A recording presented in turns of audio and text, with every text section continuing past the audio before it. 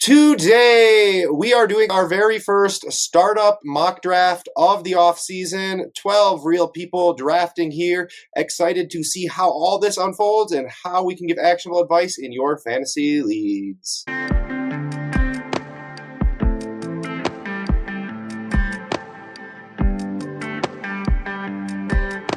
And welcome into the Deconstruction Podcast. Justin with David and JP. We are about 60 seconds away from starting our first mock draft. Real quick housekeeping. First of all, hit that like, hit that subscribe, comment below if you disagree with any picks. That being said, 1.75 tight end premium, 6-point passing touchdown. We're using our standard start 11 when we're making depth decisions on if we're looking for upside versus safety, etc. And rookies are included in the draft to try to give us some concepts on where they should be going in a real league. David, are we ready to put the draft board up? Looks like we are. And this is one we are very excited to be doing. Shout out to Agent of Chaos, Nick Adams, Aaron Eats Apples. I don't know who that guy is in the fifth slots. Crispy Quinn, back in 82, Awesome Dumpling, David Covington, and Trav Bob. I believe that's David's friend, not you, other David's friend in the 5 slot. And I think it's about time to start the clock. Agent of Chaos on the clock here. And excited to see, don't know how all these guys play here. So it'll be exciting to see. I'm hoping I can get one of Hurts. Well, I guess I'm guaranteed to get a quarterback I like. I can take Hurts here at the 104. I'm pretty excited about that. I think that's who I'm going to be stuck with. Should see Lamar and Jay Daniels go. Do you guys think anything different's going to happen here? It does not. And at the 104, pretty easy for me to take Jalen Hurts at the point, coming off of the Super Bowl win. Yeah, and it looks like I'll probably be getting a Cincinnati Bengal here between Jamar Chase or Joe Burrow. I'd prefer Burrow, which Joe Burrow just went. Patrick Mahomes is the top quarterback in consideration here. I just don't love what we've seen from him the last couple of years from a fantasy production standpoint. Jamar Chase, he's my dynasty wide receiver 1. He's kind of been up here in the top 3 for a few years. He was a true hammer league winner this year, so I'm not upset at all to get the guy who just got locked in with Joe Burrow for a long time. Yeah, this spot kind of sucks, not going to lie. Did not do any math before to figure out where I wanted. Actually, was the last guy to get a spot anyways. Were you hoping for Jefferson? Well, yeah. I'm going to do something out of character here because I just don't like the quarterbacks. It's not entirely out of character, but I'd probably have gone quarterback in a real draft because I'm a wuss, and that's always what I do. I think, lately I've been noticing that moving quarterbacks sometimes can be hard. So, honestly, I don't blame you because Malik Neighbors, I mean, he's the youngest receiver in this tier we have in the tier 1 wide receiver, so I can't blame you. I think he's probably going to be out there for a while. Maybe Jameis Winston will give him a lot of production, and Russell Wilson just signed there. I don't really love that because he doesn't utilize the middle of the field as much, where we see Neighbors really thrive. I think he's still going to be really good. But after your pick, we saw Patrick Mahomes go at 109, Brock Bowers 110, which in Titan Premium, I think it's a good pick. CeeDee Lamb at the 111, and that concludes our tier 1 wide receivers. If you know. Yeah, I think it's kind of interesting here seeing Bowers go. I actually think in the 1.75 tight end premium positional scarcity, I think I'd have taken Bowers over Neighbors. Kind of interesting. Also interesting seeing McBride going so early here as well. Brian Thomas Jr., CeeDee Lamb, Puka Nacua all off the board. Looks like it's going to be coming back up to David in a second. Any quarterback outside of Mahomes who you would have been potentially considering is still, it seems, possibly going to still be there for you at the 205, which is interesting. Yeah, I was hoping Herbert would fall. I didn't expect it, though. Not loving this spot, to be honest. But it's okay. Forces us to try new things. Bijan, okay. So I could go Amon-Ra, just have some stud receivers. I like that, but I really want a quarterback here. I can see taking any of these top 4 guys. I'm going to go with the situation here and the insulation of his prospect profile and take Caleb. Interesting seeing Janty taken before Gibbs. JP, what are you thinking? Yeah, I'm thinking quarterback here. I want to lock in somebody. I'm going to go ahead and take Drake May. I really, really like him. I mean, I posted on X that it was the 5th most rushing yards per game, and it was only behind the guys like Lamar, Daniels, Allen. So I think he's got a lot of upside, and he was really impressive as a rookie in a really bad situation. And for me here on the clock, it's difficult. Jahmyr Gibbs, I think, is too much of a value to pass up. CJ Stroud, Bo Nix, nobody else here that I think really. I think at the 209, I got to take Gibbs, even though it's out of character for me. I get that pick there. Might have gone Nico myself, but I totally get Gibbs. And we see a turn coming up here. We do have a third round reversal, something I did not mention. Going to be interesting. Again, the first round, we had Josh Allen, Lamar Jackson, Jaden Daniels, Jalen Hurts, Joe Burrow, Jamar Chase, Justin Jefferson, Neighbors, Mahomes, Bowers, Lamb, Nakua. Then the second round, McBride, Thomas, Herbert, Robinson, Caleb Williams, Ashton Genty, Drake May, Amon-Ra St. Brown, Jameer Gibbs, Bo Nix before CJ Stroud, Nico Collins, and 10 seconds left on the pick for the 212. And they already took Josh Allen, and they take Saquon Barkley. That is an interesting win now build if I've seen. Yeah, he's going to have a lot of points there, though. That's for sure. I think it's going to be very interesting to see how far CJ Stroud falls. Outside of an auto pick, it is hard to imagine anybody taking him over a couple of these players for me. I haven't seen the upside unless, David, you believe and you want that second QB at the 205. Are you considering him pretty seriously if he slips to you? I believe in the talent. They need to fix that situation, don't get me wrong, but he's got a great receiver. Kirk's not too bad. They really need to fix that line, but I think a year 3 bounce back is definitely reasonable here. Might take Marv over him still, but I think I'm down to those two, to be honest. So it's Stroud over Love for you, no problem if he makes it to you right here? Yeah, I'll do that, but he went first, so I think I'm going to go Marv. I don't mind going Love here, but I think the way I'm building Marv makes a little bit more sense. That is a very build. Yeah, I'd be trading for picks if this was real. I'd be trading back, trying to get future first and stuff, obviously. You're sitting right now with what was probably the 101, 102, and 103 in Dynasty. Love that year 2 breakout. Yeah, so right now I'm seeing 2 players in Garrett Wilson and A.J. Brown, as well as Rashee Rice. There's 3 receivers that are in consideration for me. I still only really see 1 quarterback left in a tier, so I'm going to go ahead and take Jordan Love there. I'm sure, Justin, you probably would have loved if he fell to you, but I get 2 young quarterbacks that I feel very confident in their job security, and I think they both have a decent amount of upside as well. Yeah, I would have loved that. And right now, I'm in a tough spot.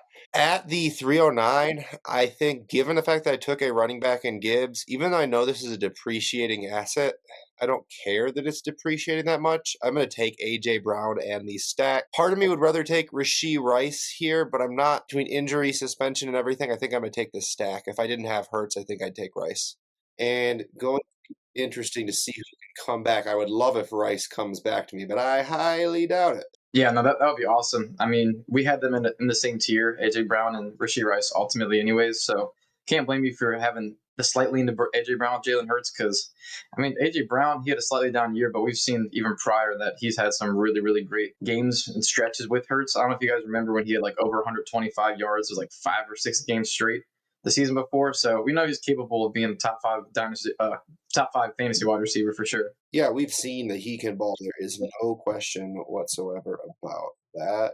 Just a question of whether or not he is going to continue to do it year after year after year as he's aging, if he's going to hold value, if he's going to be in the 4th round of startups next year.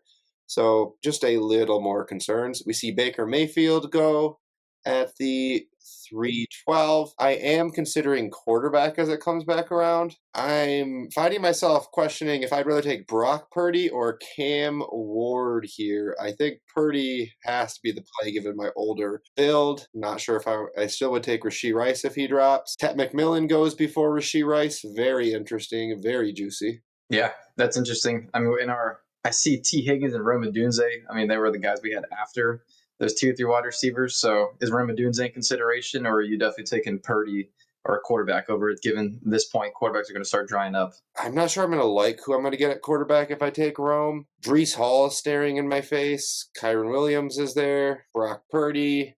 I don't mind Rome. I think I might take Rome Odunze, though. Keenan Allen's probably gone. I could use a young wide receiver. I think he's going to perform. Other guy I'm low-key considering is a Hampton here over the young running backs.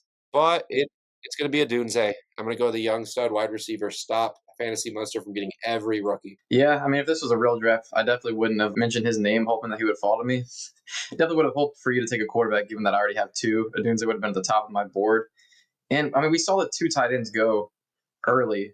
And I was looking at tight end targets just this past season, and really the only guys that had over 100 were these young studs, as well as a couple of old guys like Jonnu and Travis Kelce. So I'm not even considering tight end yet. There's no tight end 3 that really jumps out. And a wide receiver, I think there is definitely that tier break after Dunze, Tet, and Rushy Rice. So I actually might be looking at running back here. I might be able to compete this year. Brees Hall kind of jumps out at me. Jonathan Taylor is very interesting. I think I'm going to ride with Brees Hall. He's still only 23. He's going to be turning 24 soon, but we've seen that he's capable of being an all-around, do-it-all back that can be a top 5 fantasy running back. And still young. I'll take the upside here. Yeah, I'm pretty happy you didn't take Purdy. I'm hoping he falls to me here. If not, I'm probably going to go Cam Ward. This build is not an immediate contender, so I don't want to go with a running back.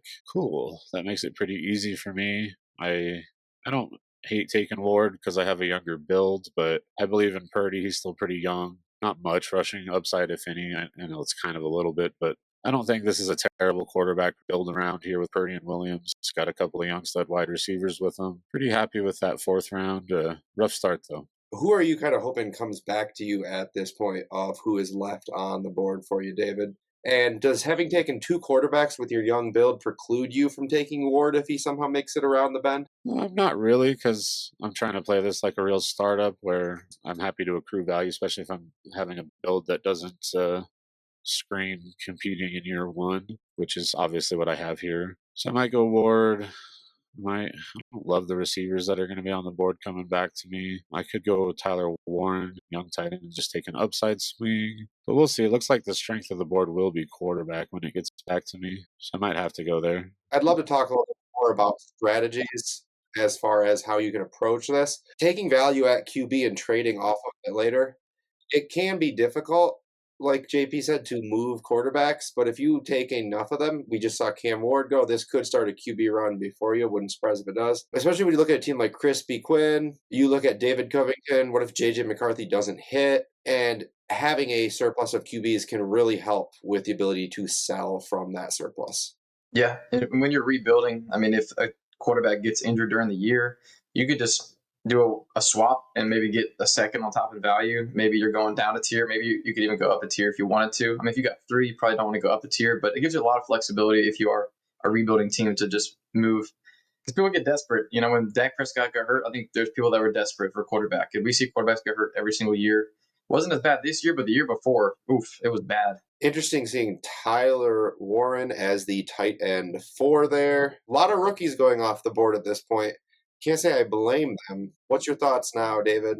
I wish that the board looked different, but that's okay. I could go Penix, but I don't know. I'm not quite as sold on him as a lot of people are. Goff doesn't make a ton of sense with my build. That puts a lot of pressure on me to make a move. I don't mind having 3 QBs, especially without a stud, if all 3 have a shot to develop and grow.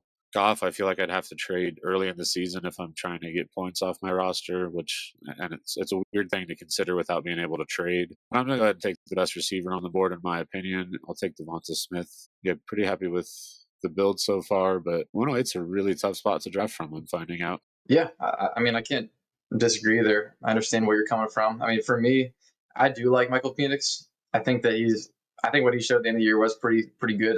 It impressed me more than I thought he would. And he's kind of the guy that's sticking out to me that really has the most upside in youth left. I mean, I'm not big on Bryce Young.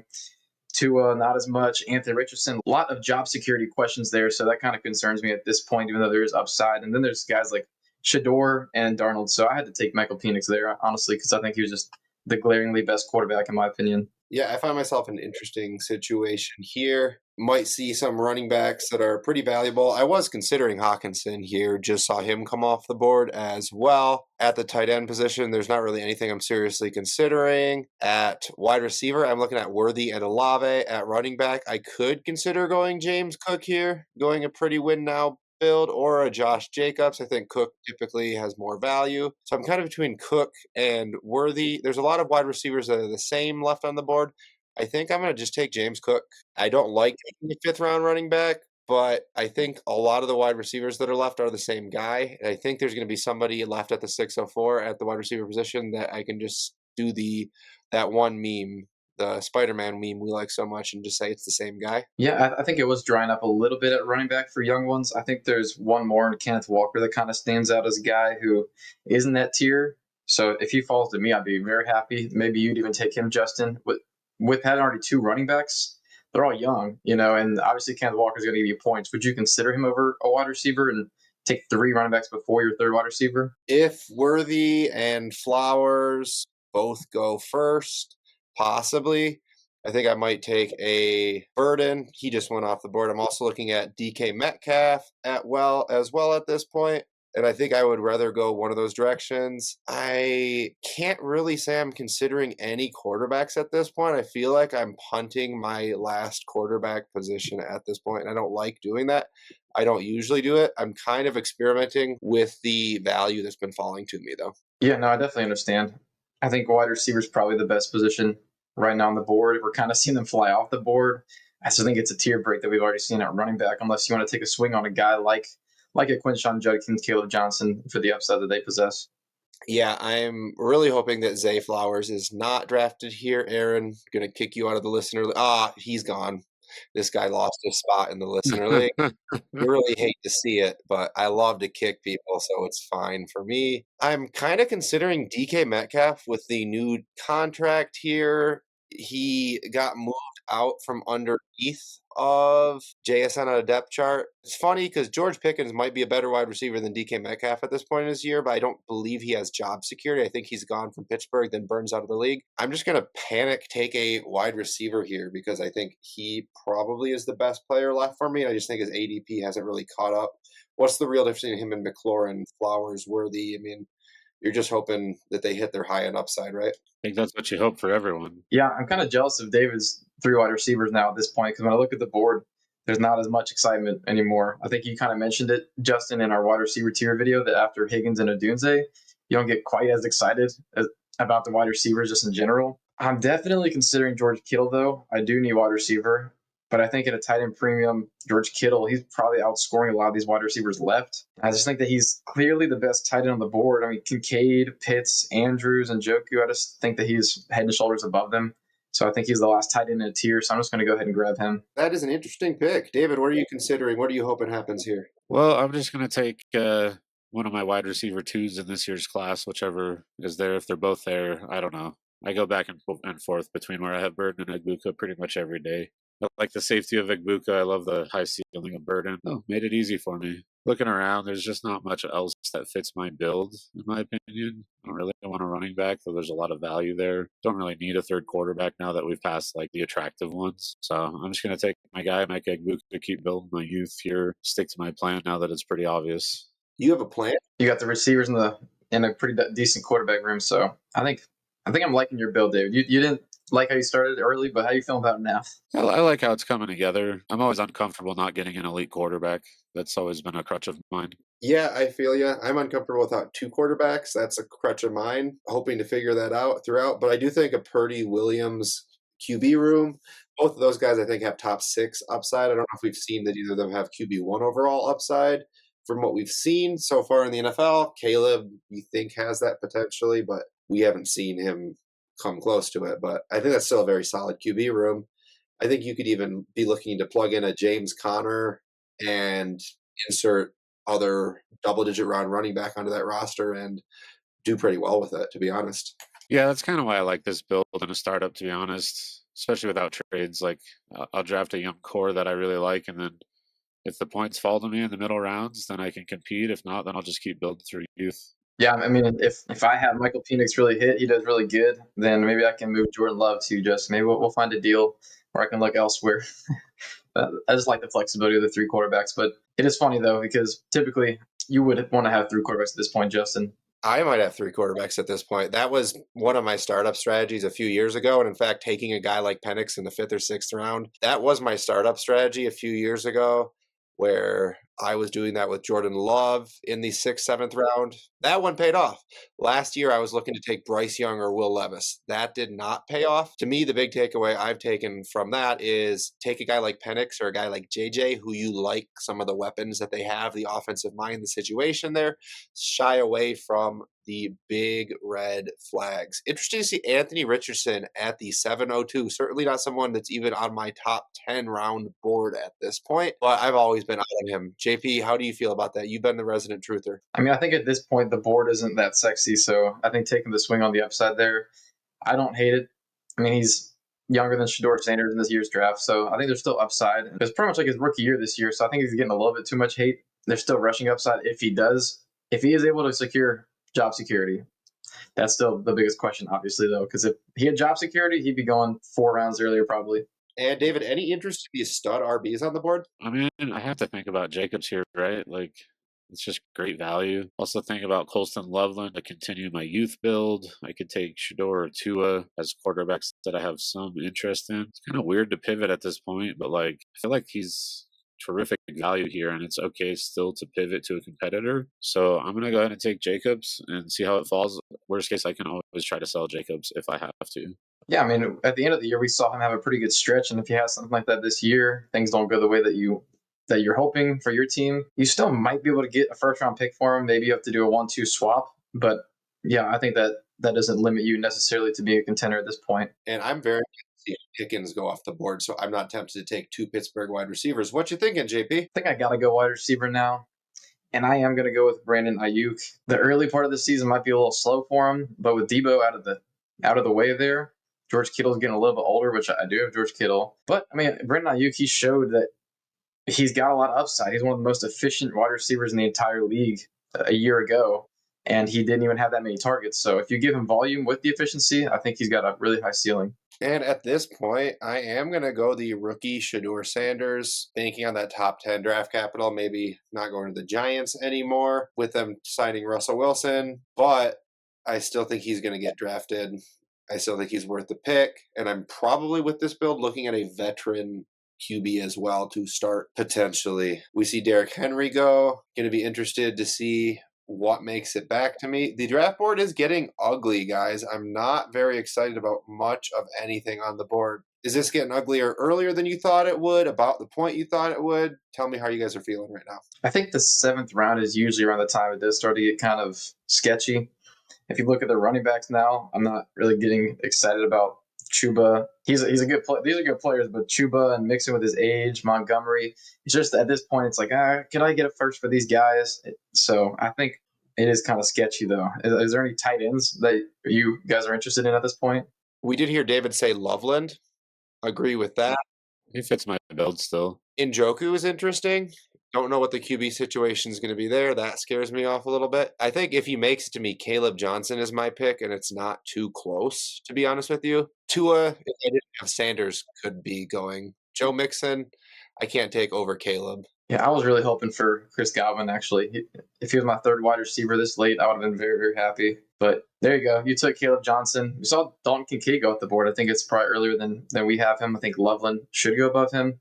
There goes Chuba. So the running back has gotten even grosser. I think Caleb Johnson was the best running back bet at that point for sure. And if you needed one, he said you're RB3. So maybe if he doesn't work out, it has a slow start, you can deal with that. But I think here I'm going to swing for upside because Jerry Jeudy, Jalen McMillan, Josh Downs don't give me that juice. So give me the Travis Hunter swing. And if he plays wide receiver, which I've gotten more and more, it's growing on me more and more that he might play wide receiver, especially because I think the way the board is shaken, maybe he can go to the Patriots, and it's hard to see him not play wide receiver there. The Browns, he'd be the clear best wide receiver there. I know, David's probably too early for you, but I see him in the tier with all these rookies that have been going off the board, like Loveland, who might be your pick. I think he's probably the last guy in that tier for rookies. Yeah, I'm a little torn here. I'm probably going to go Loveland, but this Tua value is starting to stand out. I know he's got that injury risk always, but middle of the 8th round, almost the end of the 8th round, I'm going to take Loveland. But if Tua's there when it comes back, I'll be running that card up there. Take that risk all day in the 9th. Yeah, no, I can't blame you, especially with the way the board is looking at quarterback with Jackson Dart, Jalen Milroe, and old Geno Smith. Who I like Geno, but Tua's just, he could still have a 8-9 year career, and he's got job security unlike any of those guys that is mentioned. Definitely an interesting one for sure. The problem with Tua is just flexibility. Not everyone wants him. He's hard to move. He's hard to trade. So you might end up having to find yourself moving off of Purdy or Caleb Williams if you're trying to capitalize on the Tua value, unless you really want him as your QB3. But a 9th round, if you can get value from Purdy, or if you can get value from Caleb later and get the 9th round Tua, because if you knew you could trade your 9th round pick for Tua at the beginning of the draft, you would have drafted a lot differently, wouldn't you have, David? Probably. Like you said, I don't really want Tua if he is what we think he can be. I don't really want him at QB3. I know his market's not great. So, like, you're right. I'd probably have to sell one of my other QBs, but that's fine. At this point in the draft, that value is just too good for me to pass if it makes it to me.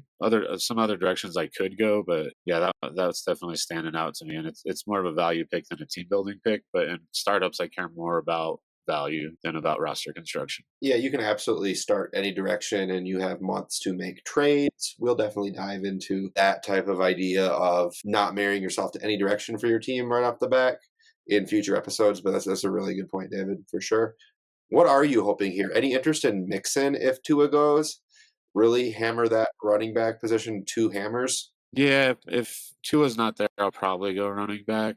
Who I would take, it's got to be one of those top three, probably either Mixon or Kamara, just so I can convince myself that I might be able to compete to start the year and then sell everything in the middle of the season and wish that I had just tanked from the beginning. When I mentioned the last rookie in the tier, I did not see Matthew Golden. He was really far down on the board, so that was a good pick by Awesome Dumpling.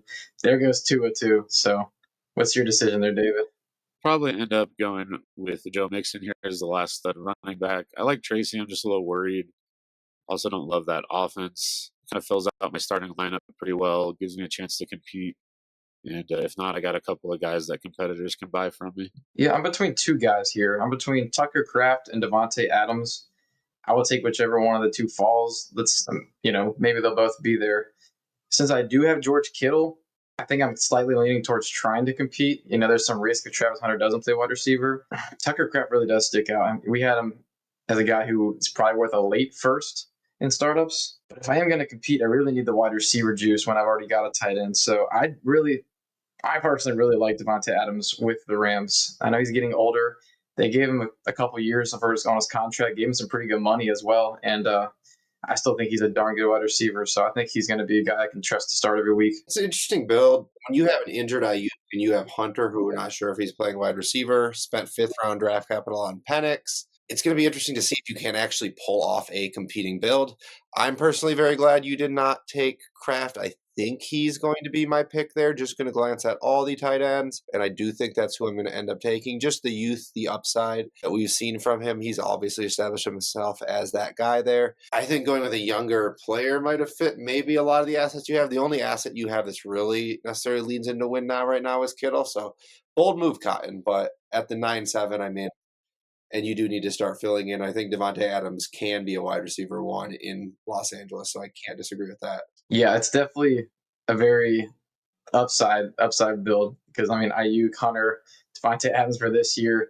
So yeah, if things don't go the way that I hope the first 5 weeks of the season, I'll probably just look to move Kittle, just get younger, maybe even try to move Breece Hall, but don't really need to because he's not that old, and just try to kick it down the road one more year. But Travis Hunter is really the guy that's going to dictate how things go here because, shoot, I think he could be worth where Tet went. He went at the top of the fourth. I think Travis Hunter could be at that 3-4 turn if he does play wide receiver. But yeah, there's definitely some risk. But in the seventh round, with the way the board looked, I was willing to take the swing. Although Mixon, I was kind of hoping for him. I thought if David let him go, I probably would have taken him over Kraft and Adams. Yeah, if Mixon had fallen to you, that would have been beautiful for sure. Interesting to see Najee Harris, Brian Robinson off the board.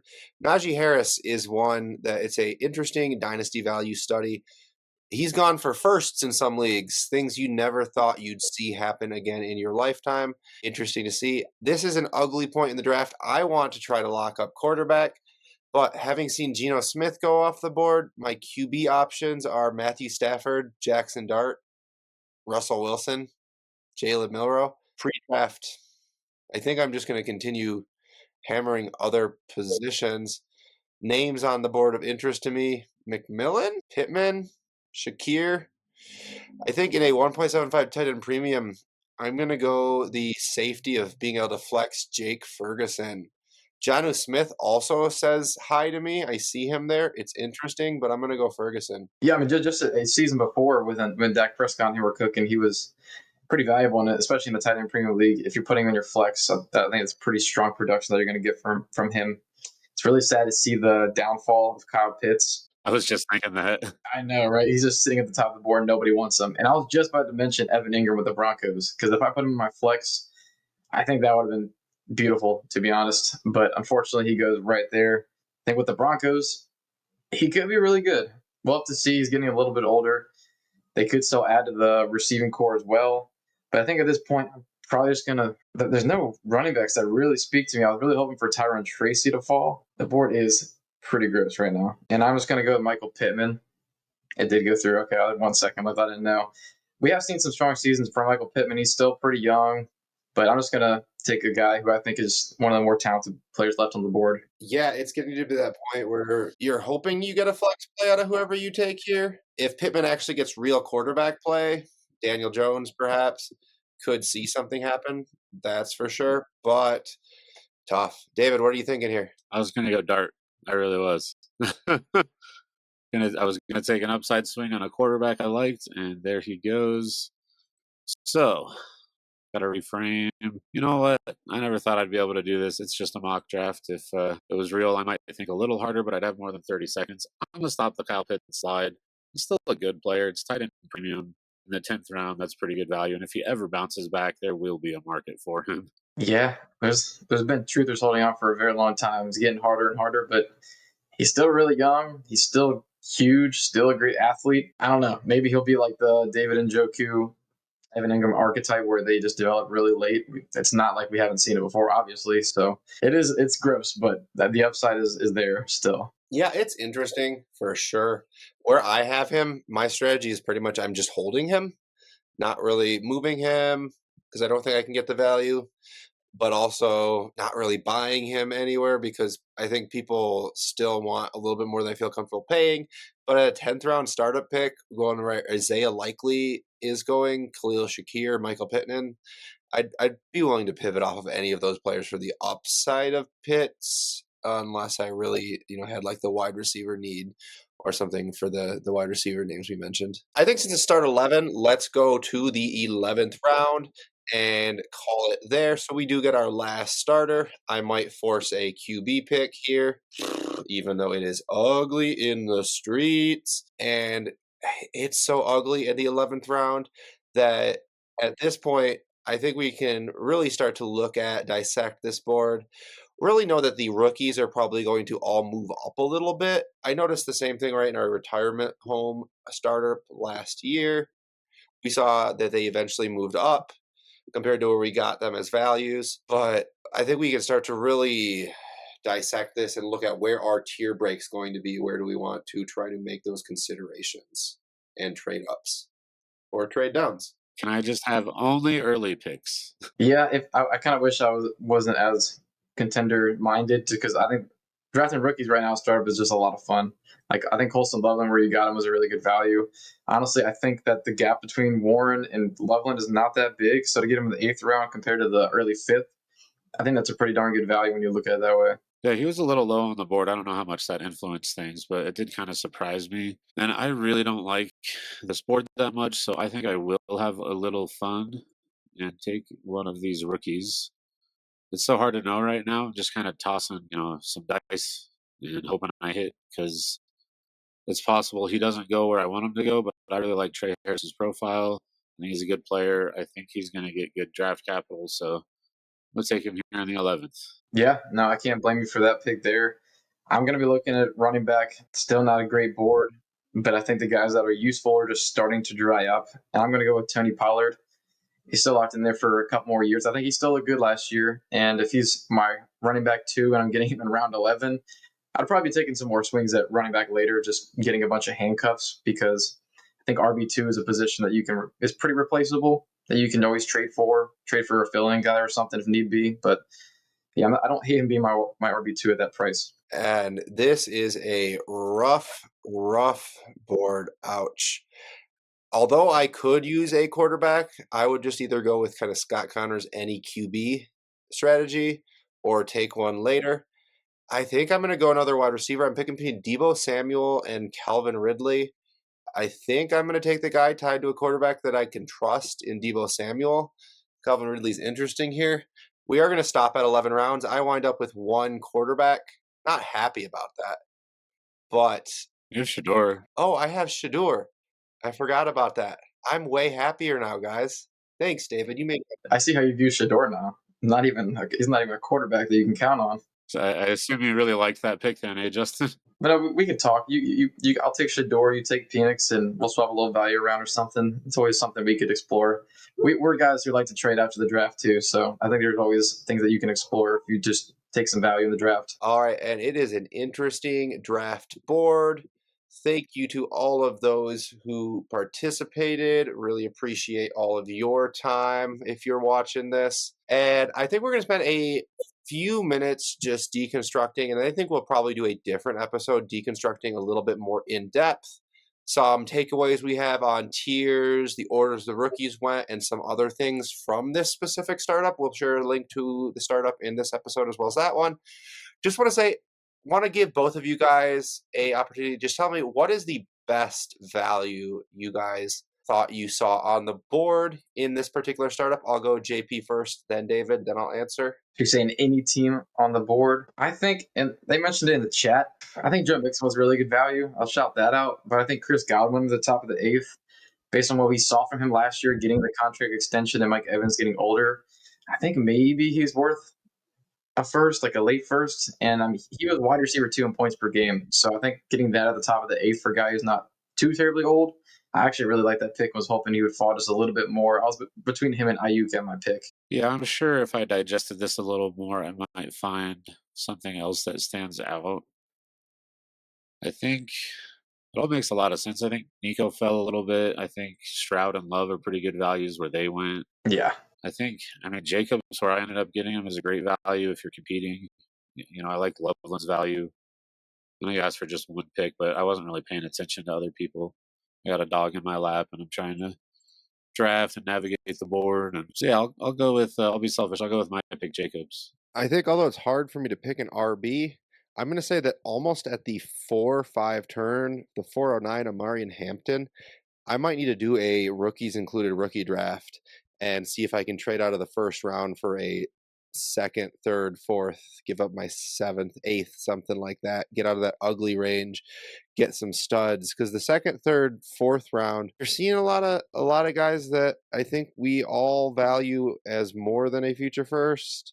Which, I mean, a lot of guys that I think we value quite a bit. I think it's an interesting range to try to get back into if you can without giving up your future firsts. So I think Hampton there for me. And then last question, want to dive into here real quick.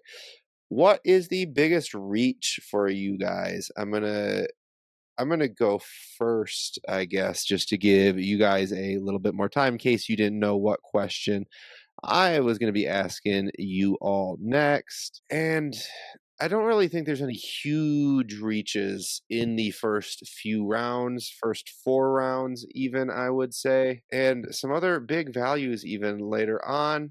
Really, to me, and there's not a huge amount of reaches here in this draft. I think it's got to be Anthony Richardson, though, to me, and it's not even close. Like taking him over a Sanders, taking him over a Darnold, taking him over even honestly Fields, Tua, Geno.